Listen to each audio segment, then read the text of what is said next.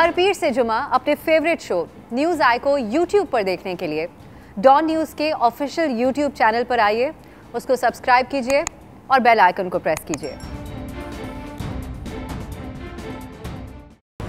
अस्सलामुअलैकुम, एक बार फिर से आपको खुशामदीद कहेंगे डॉन न्यूज़ की स्पेशल बजट ट्रांसमिशन में। मैं हूं अफसा कोमल।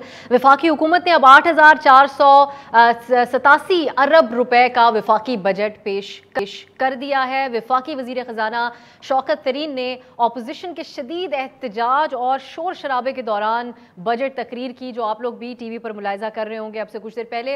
उन्होंने पहले हुकूमत को दरपेश जो मुश्किलात हैं उनका जिक्र किया और फिर अपनी कामयाबियों और नए अहदाफ को गिनवाना शुरू किया और कहा कि कोरोना वायरस के बावजूद फीगस आमदनी में 15% इजाफा हुआ।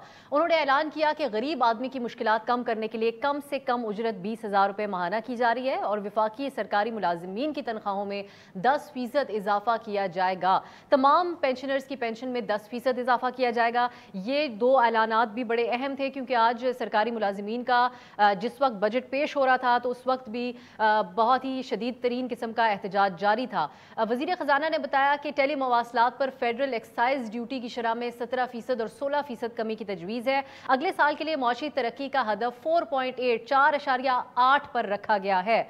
रोज़गार के मौके पैदा करने के अज़्म का इजहार किया, बरामदात में इजाफा किया जाएगा, इस बात का इजहार किया और साथ ही उन्होंने कहा कि इस वक्त पाकिस्तान में 1 करोड़ रिहायशी मकानात की कमी है, हम तारीख का रुख मोड़ना चाहते हैं। साथ ही ऐलानात उनके मजीद भी थे जिसमें कराची ट्रांसफॉर्मेशन प्लान की बात की। उन्होंने 739 अरब रुपए मुख्तस करने की तजवीज़ है। उसके हवाले से वफाकी हुकूमत ने कराची ट्रांसफॉर्मेशन प्लान के लिए 98 अरब रुपए दिए जाएंगे वफाकी हुकूमत की तरफ से और सरकारी और निजी शोबे के इश्तराक से उन्होंने बताया कि ये 509 अरब रुपए इसमें शामिल हो जाएंगे। वज़ीर ख़जाना ने तकरीर शुरू ही की थी तो अपोजिशन ने एहतजाज शुरू कर दिया। मुस्लिम लीग नून के अरकान डेस्क बजाते रहे और बजट की कॉपियाँ डेस्कों पर मारते रहे, शोर शराबा रहा, हुकूमत के खिलाफ इंतहा दर्जे की नारेबाजी होती रही और एक मौके पर तो स्पीकर साहब को मदद दरकार करना पड़ी खामोश कराने के लिए अरकान को। वज़ीर ख़जाना को ने जो है इस मौके पर हमने देखा उनको बड़ी मुश्किल पेश आ रही थी। उन्होंने हेडफोन्स लगा लिए एक मौके पर अपनी तकरीर के दौरान। ये माहौल था ऐवान का, जबकि बाहर भी जिस तरीके से हमने जिक्र किया कि सरकारी मुलाजमीन तनख्वाहों में 100% इजाफे के लिए एहतजाज कर रहे हैं जबकि हुकूमत 10% इजाफा कर रही है।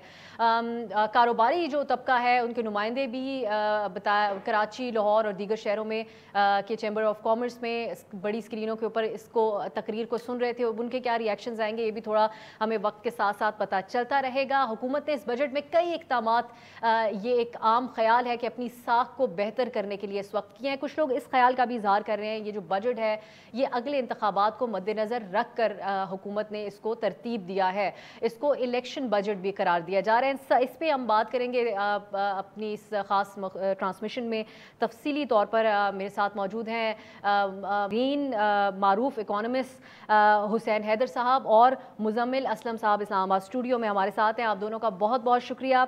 मुजम्मिल साहब, आपसे मैं आगाज़ करती हूँ और हम बिल्कुल बेसिक और बुनियादी जो बातें हैं हमें बताएगा। जो अवाम काफ़ी वक्त से शोर मचा रहे थे और आज भी सरापा एहतजाज थे सरकारी मुलाजिमीन, उनके लिए इस बजट में अच्छी खबरें क्या हैं? ख़ास तौर पे जिक्र हुआ जो छोटे कारोबारी तबका है उनके लिए भी बड़ा कुछ हुकूमत ने बड़ा फ़िक्र रखी, तो क्या कुछ है आम आदमी के लिए आज के बजट में अच्छी और परेशान कुन बातें? देखिए, मैं इस बजट को सबसे पहले ये कहूँगा कि ये लूट सेल बजट था।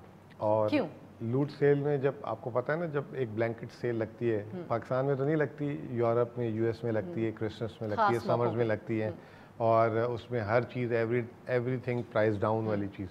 तो मुझे जो अभी तक, क्योंकि स्पीच बहुत बड़ी थी 66 पेज की, फिर शोर भी बहुत ज़्यादा था और फिर व्हाट्सएप की ट्रैफिक, लेकिन जितना मैं देख सका हूँ मैंने एक चीज़ नोटिस की कि हुकूमत ने एक तो अवॉइड किया कि टैक्सेस की शरह को बढ़ाई नहीं, और जो चीज़ें मेरी नज़र से गुजरी हैं बहुत सारी चीज़ों में जो है इन्होंने उल्टा टैक्सेस को कम कर दिया।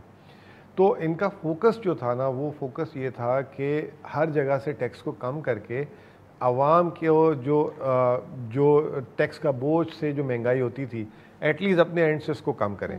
और दूसरे जो हैं कारोबारियों को भी बहुत शिकायत होती थी कि जी इतना टैक्स है तो लोगों की क़ुव्वत ख़रीद नहीं है, तो इसको आप कम करें क्योंकि हमारा कारोबार गिर रहा है।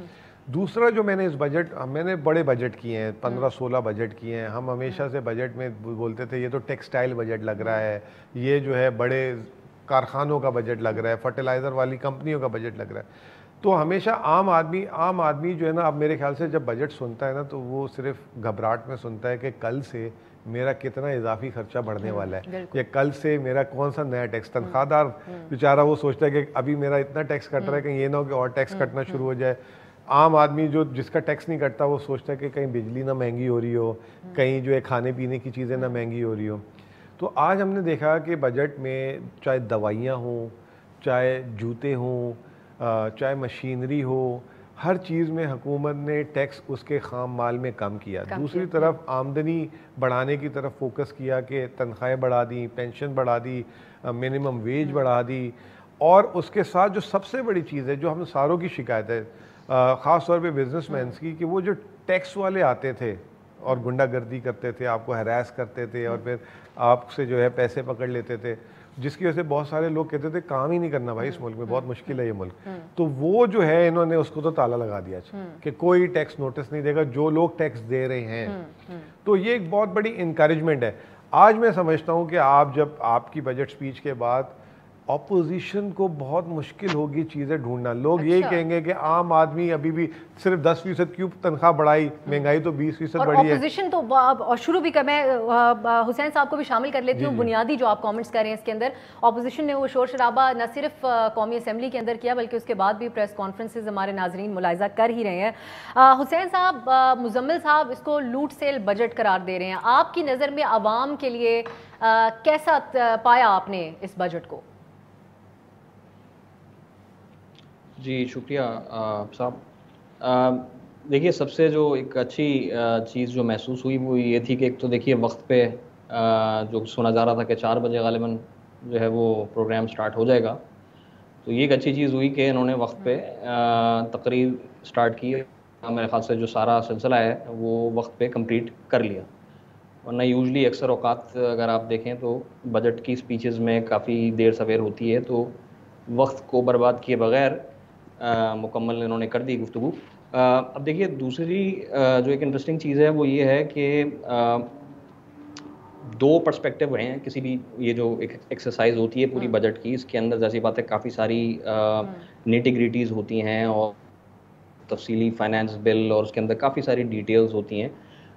तो अभी तो जितना सरसरी बजट की तफसीलात सामने आई हैं, उसके एंगल से जो एक पर्सपेक्टिव यानी कि जो एक इम्प्रेशन आपके जहन में आता है वो यही आता है कि जी हुकूमत की बहरहाल कोशिश है कि जितनी भी गिवन जो मुख्तलिफ कंस्ट्रेंट्स हैं जिनका सबको इदराक है, क्योंकि ये एक इतना आप समझें कि ये पूरी एक्सरसाइज एक क्लीशे सी बन गई है और इतना इस पर बहस, इतनी मुबाहिसा, तो जो भी मसाइल बजट को लेके जो फिस्कल साइड को लेके हैं, ना के बल्कि फिस्कल बाकी ओवरऑल सिचुएशन को लेके जो भी मसाइल हैं उनका भरपूर इदराक जो है वो सबको हैं और बाकी मईशत पे बेशुमार इस हवाले से डिस्कस होती हैं। तो उस पर देखिए, उस पर तो कोई नीयत में शक नहीं करना चाहिए।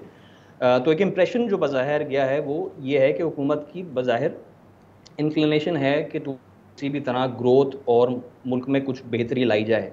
अच्छा, जैसे मैं कह रहा था 2 एस्पेक्ट्स होते हैं, तो दूसरा इसका बड़ा एस्पेक्ट ये होता है कि जी एक बिगर पिक्चर क्या है। डिसाइड्स के जी आपने मसलन थोड़े से सैलरी इंक्रीज कर दी, corporate taxes, income taxes, sales tax होती है, there is a long detail. तो निटी-ग्रिटीज से हट के कि आपने मिसाल के तौर पे 4 जगह टैक्स कम कर दिया, और कुछ जगहों पे बेहतरी आपने जितना आप कर सकते थे वो कर दिया, से हट के होती है कि बड़ा ओवरऑल जो पर्सपेक्टिव है वो क्या है। तो उस हवाले से हमारे यहाँ मामला दरपेश है just because of the constraints that we have been facing, because और उसका भी ज़ाहिर बात है कॉन्टेक्स्ट ये है कि जिस तरह से मईशत चलती आ रही है हमारे यहाँ एक काफ़ी तवील अरसे से, तो उसमें हम जिन मसाइल का शिकार रहे हैं कि जैसा कि आप समझिए कि एक तो थोड़ी सी प्लानिंग, एक फैलेसी ये है कि जी थोड़ा सा just because of this constraints हम ये समझ बजट मेकिंग एक्सरसाइज जो कि गालिबन स्टार्ट होती है लास्ट क्वार्टर में, एक स्ट्रैटेजी पेपर भी आता है और बहरहाल एक तुकबंदी होके वो पेश होता है और उस हवाले से एक फाइनल बजट तैयार किया जाता है। बट इसके अंदर जितनी ज़्यादा गौर तलब चीज़ें हैं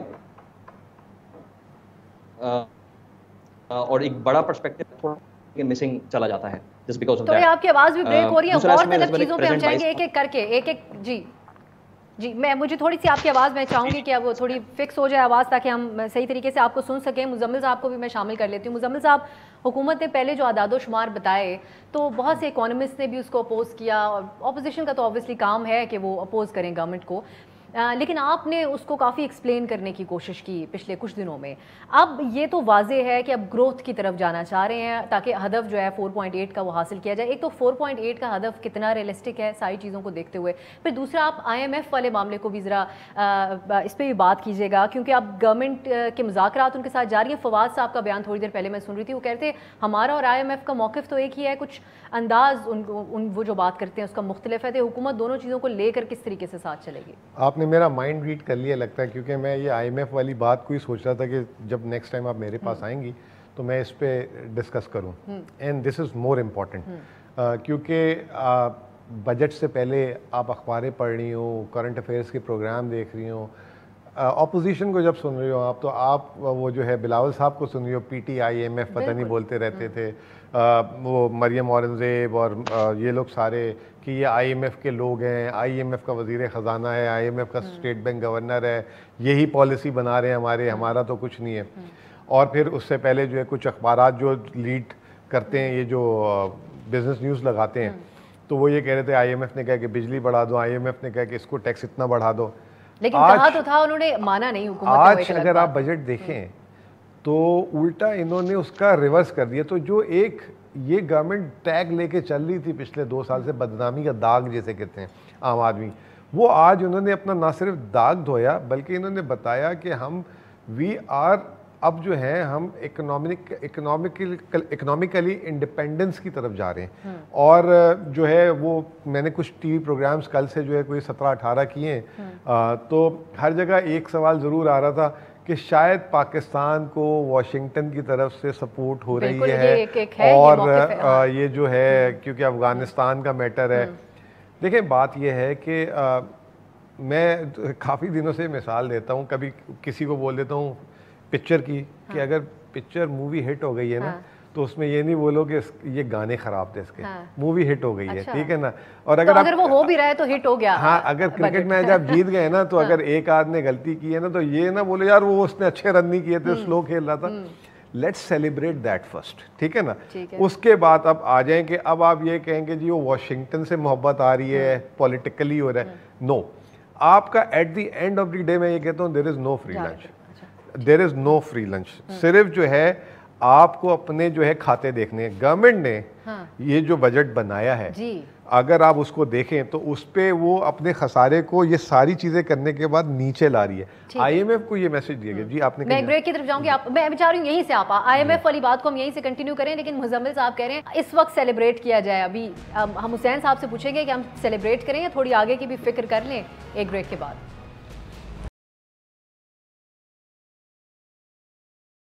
ब्रेक के बाद खुश आमदीद। हम बात कर रहे हैं आइंदा साल के जो बजट अनाउंस, वफाकी बजट जो आज अनाउंस किया गया उसके बारे में।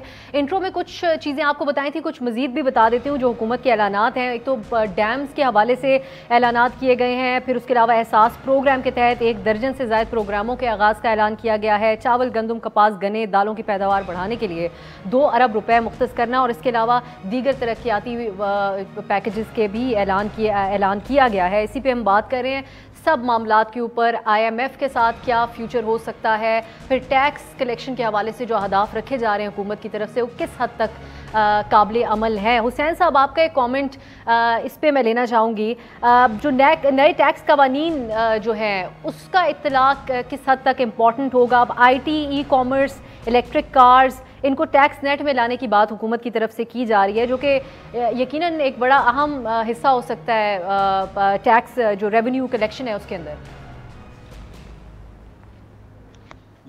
बिल्कुल।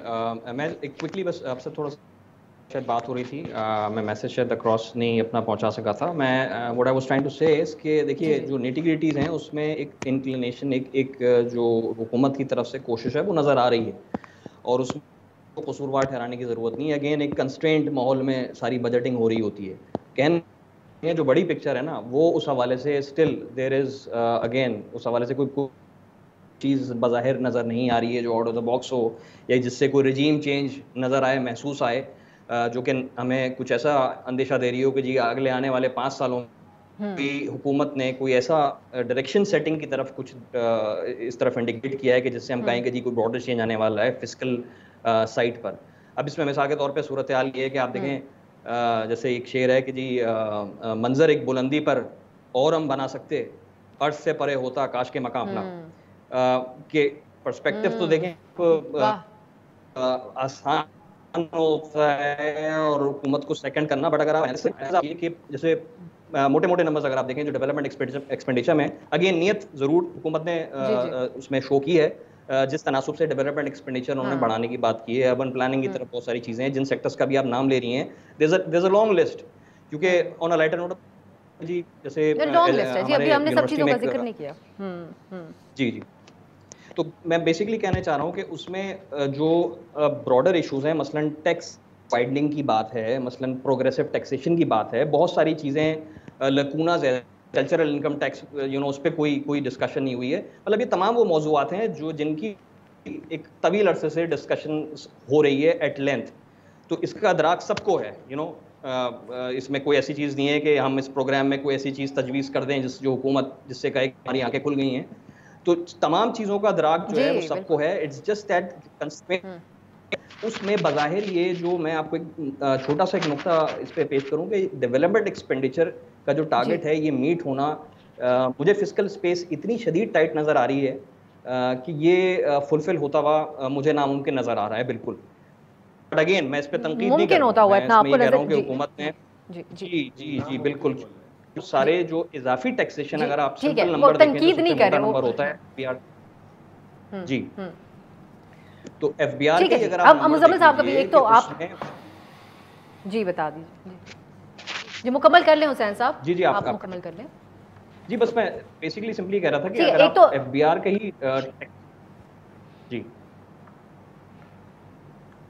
चलिए हम दोबारा आ जाते हैं आपकी तरफ। हुसैन साहब एक तो जो बात कर रहे हैं, हुसैन साहब, मुजम्मिल साहब आप उस पर भी कमेंट कीजिए। एक और जो बात की गई कि जो इन्वेस्ट करेंगे स्टॉक मार्केट में उनको टर्नओवर टैक्स और कैपिटल गेन की सूरत में एक रिलीफ की बात की गई। अब कुछ दिनों से हम देख रहे थे कि हुकूमत बहुत ज़्यादा मुतमईन थी और बड़ी स्टॉक मार्केट की जो सिचुएशन थी उसको बहुत ज़्यादा जो है वो अचीवमेंट के तौर पे बयान की जा रही थी, तो फिर इस रिलीफ का क्या वजह? देखिए रिलीफ दे दिया और इनकरेज किया स्टॉक मार्केट को, ये स्टॉक मार्केट के लिए बहुत पॉजिटिव न्यूज़ है।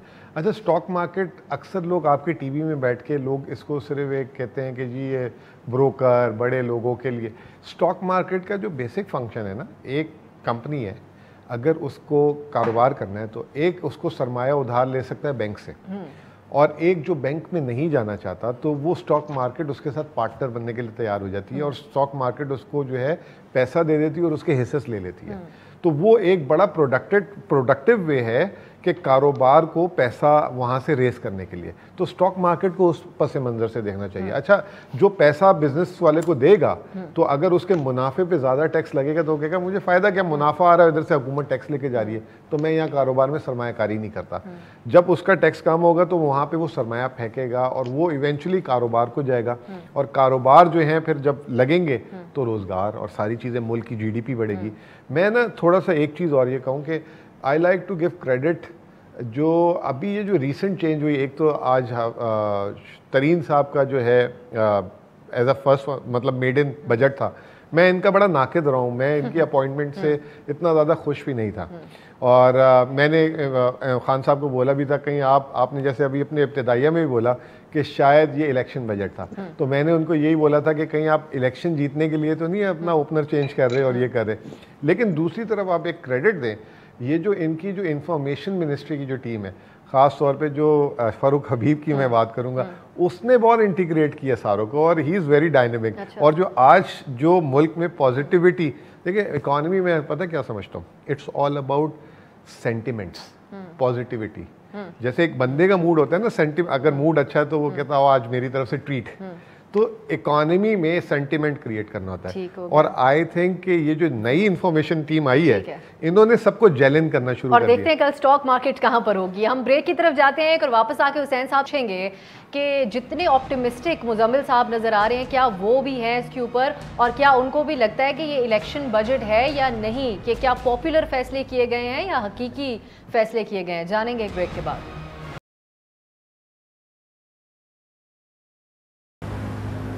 ब्रेक के बाद खुशामदीद। आप हमारी खुसूसी ट्रांसमिशन देख रहे हैं इस साल के वफाकी बजट के हवाले से, और मुजम्मिल असलम साहब हमारे साथ स्टूडियो में हैं। मुजम्मिल साहब, अब ये ज़रा इसको हम रैप अप अगर करें, एक तो ज़रा टेक्निकल सवाल फिर दोबारा टैक्स कलेक्शन के हवाले से ही है। अब जो है पॉइंट ऑफ सेल को फोकस रख के 5,800 अरब रुपए से ज़्यादा के टैक्स जमा करने का जो हदफ है हुकूमत का, ये किस हद तक अचीवेबल है?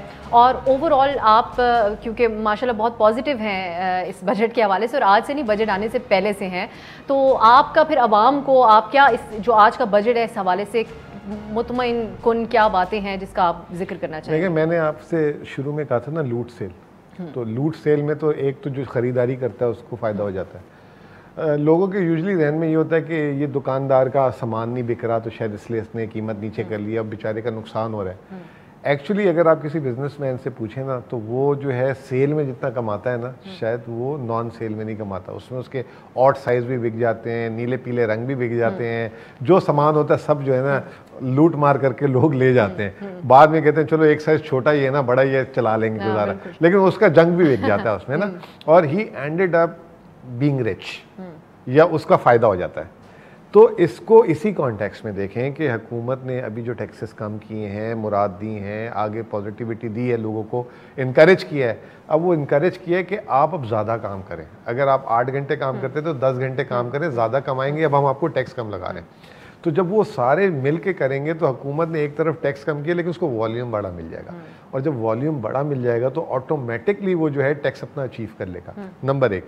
दूसरा, जब ये सारे मिल के हम काम करेंगे, छोटे कारोबार, बड़े कारोबार, ये वो, तो जो हमें बाहर से दरामद करनी पड़ती थी चीज़ें और हुकूमत को डॉलर खर्च करने पड़ते थे इजाफी, उसमें भी कमी आएगी, ठीक है, और हमारे रिजर्व्स और ये सारी चीज़ें आएंगी। मैं काफ़ी दिनों से एक तो 4 से 5% की जीडीपी की प्रेडिक्शन करता था ना, आजकल एक नई प्रेडिक्शन कर रहा हूँ कि 2023 में ये हुकूमत हो या दूसरी हो, पहली दफ़ा जो है पहले दिन से जो भी हुकूमत आएगी उसको IMF प्रोग्राम नहीं लेना पड़ेगा। अच्छा, हाँ, ये एक और प्रेडिक्शन है आपकी। अब ये मेरी रशीद साहब की प्रेडिक्शंस चलाया करते हैं, हम ये भी चलाएंगे। तो ये जो है एक ये चीज़ जो है ये सबसे इम्पोर्टेंट है कि ये, और आखिर में IMF पे भी प्लीज। IMF का ये है कि देखें, IMF को हमने कह दिया कि हम आपकी सारी जो चीज़ें हैं उससे एग्री करते हैं कि हमारे जो है खसारे कम होने चाहिए, हमें जो है सब्सिडी नाजायज़ नहीं देनी चाहिए, लेकिन हमें अपने तरीके से करने दें मैनेज।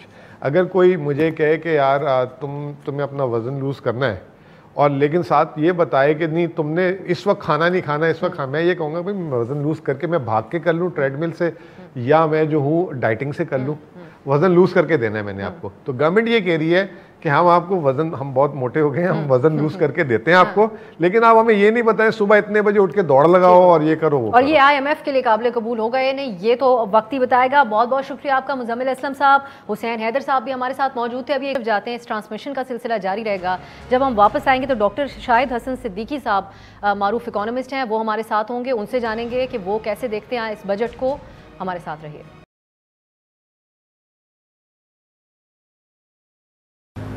ब्रेक के बाद खुशामदीद। आप देख रहे हैं डॉन न्यूज़ पर ये खुसूसी बजट ट्रांसमिशन, और मैं हूं अफसा कोमल। हम बात करें वफाकी हुकूमत की तरफ से पेश किए गए बजट के हवाले से, और अब मारूफ माहिर मुआशियात डॉक्टर शाहिद हसन सिद्दीकी साहब ने मुझे ज्वाइन कर लिया है। डॉक्टर साहब, एक तो आपको वेलकम कहेंगे प्रोग्राम में, और दूसरा ये कि आप अब ये हुकूमत की तरफ से वाज़ेह तौर पे ग्रोथ को पर फोकस करके ये बजट पेश किया गया है। आम आदमी के लिए आपकी नज़र में इसमें क्या है, इकोनॉमी पर इसके क्या असरात होंगे, और ओवरऑल महंगाई जो इस वक्त सबसे बड़ा मसला है उसके हवाले से कोई आवाम को रिलीफ मिलता देख रहे हैं आप? देखिए, मैं बुनियादी समझता हूँ कि ये जो बजट है बुनियादी तौर पर ये गलत दावों पर मबनी एक गैर हकीकत पसंदाना बजट है, लेकिन इसमें यकीनन आवाम को भी कुछ सहूलतें दी गई हैं, सनतकारों को भी दी गई हैं, कुछ अच्छे इक़दाम भी हैं। इंडस्ट्रियल जोन का क़याम, CPEC रिलेटेड इशूज़, 3 डैम्स के लिए रुकू मुख्तस करना, तनख्वाहें और उजरत बढ़ाना, ये सब प्लस पॉइंट्स हैं। लेकिन अमली तौर पर हम ये देखेंगे कि जितना कुछ रिलीफ आम आदमी को दिया है उससे ज़्यादा उसके दूसरे हाथ से उसकी जेब से निकाल लिया गया है। और इसके अलावा हम देखेंगे कि आलमी मंडी में तेल की कीमतें बढ़ रही हैं, तो पेट्रोलियम मसनूआत की कीमतें हर 15 दिन के बाद रिव्यू होंगी, उसमें खासा इजाफा होगा, इसका इम्पैक्ट आवाम के ऊपर जाएगा। एक और बात जो मुझे परेशान कुन लग रही है कि एक होता है पेट्रोलियम लेवी, जिसको हम भत्ता कहते हैं, इसलिए कि ये तो कोई पेट्रोलियम लेवी का तो कोई जवाब नहीं है। पहले इसका नाम कुछ और था, सुप्रीम कोर्ट ने उसको कह दिया ये गलत है, पेट्रोलियम डेवलपमेंट लेवी था, तो आपने पेट्रोलियम लेवी कर दिया, और टैक्स चोरी के नुकसानात के लिए लगाया जाता है। तो 2000 और इसमें सूबों को हिस्सा नहीं मिलता। तो 2018 में 150 अरब रुपए का था।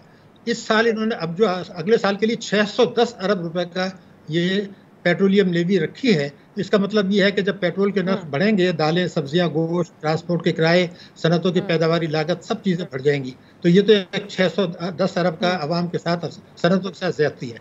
दूसरी कि जो चीज़ मुझे समझ नहीं आई, कम से कम जो जब आप बजट तकरीर करते हैं तो फैक्ट्स को चेक कर लेते हैं।